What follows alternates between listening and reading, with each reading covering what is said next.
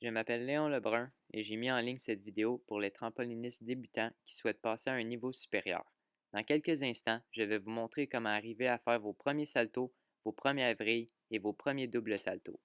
D'abord et avant tout, il y a quelques mouvements de base qui sont très importants à connaître. Commençons avec le plongeon. Le plongeon en trampoline est considéré essentiel puisqu'il est primordial pour toute rotation avant.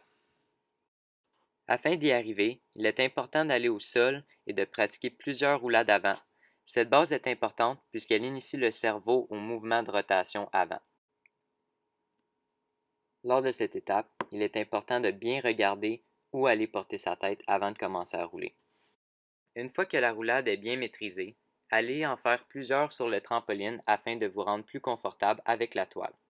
Avant de faire le salto, faites plusieurs réceptions sur le ventre en commençant avec les bras en haut, puisque de cette manière, on ne jette pas la tête vers le bas et on apprend à prendre la hauteur. Lorsque vous allez commencer à tenter ce salto, il y a deux choses à retenir. Commencez les bras en haut et arrivez à faire passer la tête. La dernière étape pour le plongeon est la plus difficile. En effet, pour arriver sur le dos correctement, vous devez arriver à regarder le milieu de la toile le plus longtemps possible avant de rentrer la tête. Avec de la pratique, vous allez arriver à garder votre corps sur la toile jusqu'à la dernière seconde. Maintenant pour le salto avant complet. Ce mouvement est très semblable au plongeon, il n'y a que deux grandes différences. La première étant la force qu'on donne pour la rotation, et la deuxième est ce que l'on voit lors du salto. Effectivement, le salto avant est un mouvement avec une réception aveugle, c'est-à-dire qu'on voit où est-ce qu'on atterrit qu'à la dernière seconde, contrairement au plongeon où l'on voit tout avant notre atterrissage. Néanmoins, le plongeon est un prérequis essentiel. Pour avoir une bonne rotation de salto avant, je recommanderais de répéter plusieurs fois ce mouvement, le 3/4 front tendu. C'est comme un plongeon, mais vu que vous restez droite tout le long, ça demande plus de puissance. Et vu que ce mouvement a une réception dos planche, il serait bon d'avoir quelqu'un pour vous lancer un matelas. Et lorsque vous vous sentez assez à l'aise, essayez-le. Maintenant, pour vous initier aux rotations arrière, il y a le dos pullover. C'est le mouvement parfait avant d'essayer un salto arrière complet, puisqu'il initie le cerveau aux rotations arrière et c'est un mouvement qui ne fait pas peur car il n'y a aucun danger de tomber sur la tête. À la base, le dos pullover est très similaire à la roulade arrière. Alors il est important de bien maîtriser cet exercice au sol et de faire attention de toujours accoter sa tête à la surface pour ne pas se faire mal au cou une fois sur le trampoline.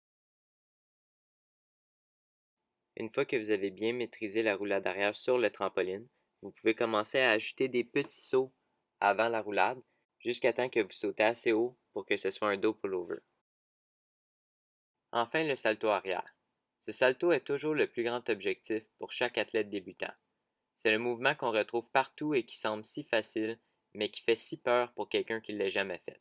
Ce salto est très amusant puisqu'il a une réception visible, ce qui permet d'enchaîner d'autres mouvements beaucoup plus facilement. Afin d'avoir une idée de la puissance pour cette rotation arrière, il est bon de pratiquer plusieurs réceptions dos planche. La puissance du salto arrière vient d'un bon coup de hanche comme l'on peut l'observer dans cet exercice. L'exercice est parfaitement exécuté lorsque vous arrivez à la réception avec les bras le long du corps. Puis un salto arrière est toujours commencé avec les bras en haut. Donc pour se familiariser avec cette technique, il est bon de faire des réceptions sur le dos en commençant avec les bras aux oreilles. Lors de ceux-ci, il est important de ne pas sauter trop haut puisqu'on peut facilement avoir trop de rotation. C'est primordial de ne pas avoir peur du mouvement avant de l'essayer pour ne pas paniquer dans les airs. Quelqu'un pour vous soutenir ou un lanceur de tapis est idéal si vous n'êtes pas complètement confortable. Alors, pour récapituler, il y a 3 étapes pour le salto arrière. Premièrement, commencez les bras droits, ensuite vient le coup des hanches pour la rotation, puis finalement, il ne suffit de grouper jusqu'à temps qu'on a un visuel sur la toile afin d'atterrir. Les prochains mouvements à apprendre sont un peu plus coriaces. En effet, ce sont les saltos avec vrille. Nous allons commencer avec la demi-vrille, puis aller jusqu'à la double vrille et demie. Le salto avant avec une demi-vrille se nomme un barani. Le demi-tour se fait lors de l'ouverture, c'est-à-dire lorsqu'on dégroupe. Pour comprendre cet élément, vous pouvez le pratiquer au sol à l'aide de cet exercice. Maintenez un gainage sur le dos, puis faites une puissante ouverture groupée qui mène à un demi-tour sur le ventre. Cette prochaine étape est identique, sauf qu'on ajoute un plongeon au début afin de sensibiliser le cerveau à tourner lors d'un salto. Cette base est pratiquée à l'aide d'un grand matelas communément appelé une fosse. Cette prochaine étape commence à ressembler un peu plus au barani. Effectivement, vous êtes rendu à faire le demi-tour avant d'atterrir sur la fosse. Pour ce faire, vous devez ouvrir votre groupé pour initier le demi-tour comme si vous étiez sur le sol, mais cette fois-ci au milieu de votre plongeon. À force de pratiquer cette étape, vous allez faire le demi-tour de plus en plus tôt jusqu'à temps que vous voyez le sol en tout temps. Lorsque vous vous sentez confortable, vous n'avez qu'à enlever la fosse et sauter un peu plus haut. Une fois que vous avez assez pratiqué le barani groupé et que vous voyez la toile en tout temps lors du mouvement, vous pouvez tenter le barani tendu. La technique change un peu, c'est-à-dire que ce sont les bras qui vous font tourner. En effet, pour un barani tendu, vous envoyez vos talons vers l'arrière pour rester droit, comme dans le trois quarts front tendu. Puis un coup que le salto est initié et que vous avez un bon visuel sur la toile, vous baissez l'un de vos bras. Si vous tournez vers la gauche, vous baissez le bras droit. Si vous tournez vers la droite, vous baissez le bras gauche. Le barani tendu est une très bonne base pour tous les mouvements avec vrille qui vont suivre. Après le barani vient le back full.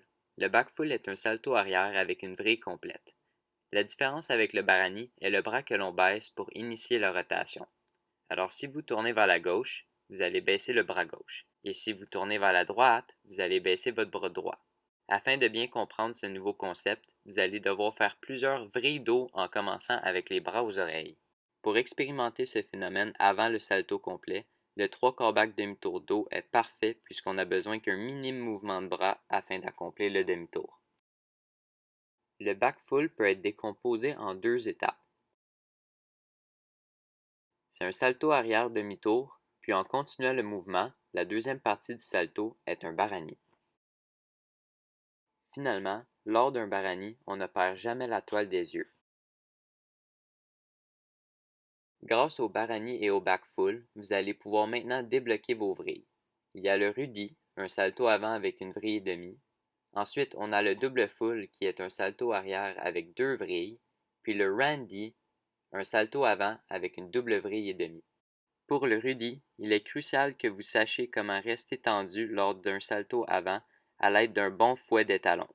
L'exercice parfait pour cette technique est le trois quarts front tendu. Afin de connaître le bon moment ouvrier, amenez une fosse au trampoline et pratiquez des trois quarts barani tendus jusqu'à temps que vous vous sentez assez à l'aise d'y ajouter un demi-tour de plus. L'exercice suivant est d'enlever la fosse et d'atterrir sur les pieds. La dernière étape est de garder les bras proches du corps plus longtemps afin de rentrer le dernier demi-tour. Le rudi peut se faire de deux manières. On peut le faire avec les bras le long du corps ou avec les bras collés au torse. Pour arriver à faire le back double full, la meilleure base que l'on peut faire est le trois quarts back vrille et demi. Celui-ci demande un mouvement de bras plus exagéré, similaire au mouvement de bras lors du double full. Comme le back full, ce mouvement peut être décortiqué en deux mouvements.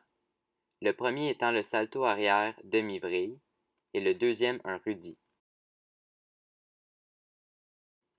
Pour le salto avant avec deux vrilles et demie, communément appelé randy, vous devez avoir un rudi maîtrisé et un peu de courage.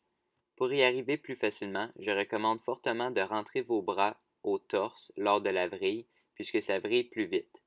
Lorsque vous essayez le randy, vous allez remarquer que vous êtes aveugle plus longtemps que lors du rudi, alors il serait préférable d'avoir quelqu'un pour vous lancer un matelas.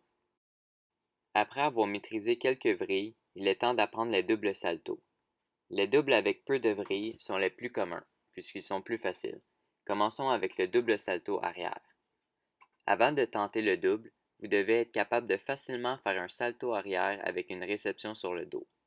Afin de simuler la force requise pour un double salto arrière, vous pouvez faire l'exercice de l'arrêt sur le trampoline, c'est-à-dire sans sauter. Le plus important lors de vos premiers essais est de rester groupé jusqu'à temps que vous sentez que votre tête est passée deux fois en bas. De plus, il ne faut pas vous décourager si vous manquez de rotation ou vous en avez trop. Cela peut prendre quelque temps avant d'atterrir debout. Le deuxième double salto normalement appris par les athlètes est le double salto avant avec une demi-vrille, aussi appelé Barani Out. Afin d'y arriver, vous devez maîtriser cette base, le 1 et 3 quarts. Pour vos premiers 1 et 3 quarts, faites juste sauter plus haut et grouper plus longtemps que pour un salto avant normal. Vos premières tentatives devraient ressembler à ça.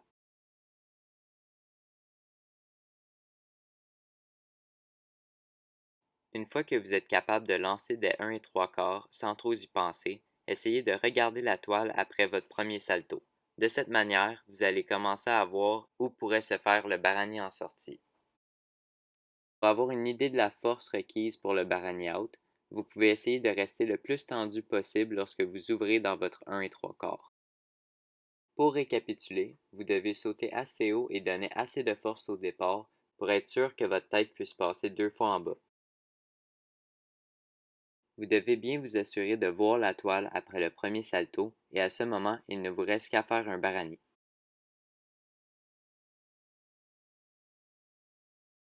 J'espère que cette vidéo a pu vous aider. Restez prudent et amusez-vous.